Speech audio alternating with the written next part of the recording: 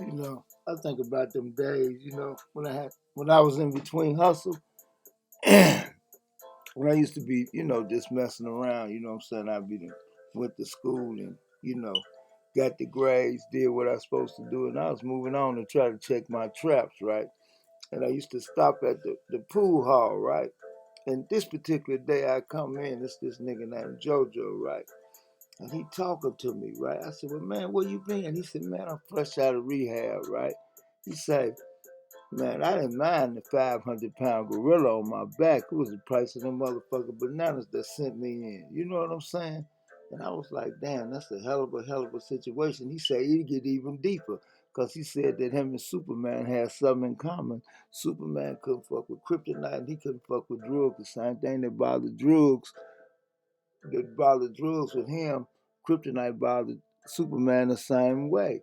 You know what I'm saying? So I would listen to these guys and they would be talking and they would be going in and out like a revolving door. You know what I'm saying?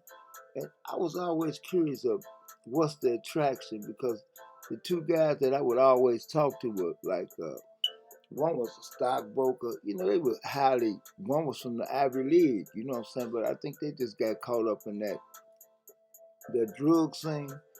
But I would sit with them and get certain ideas. You know what I'm saying? Well, most people would say I'd be sitting there picking brain, but really, when you picking somebody else's brain, they picking yours. You know what I'm saying? So it's vice versa. But anything I'm saying to this, I knew when my mama sent me off to high school, deep down inside, I knew I had all the skills to be successful in anything that I did.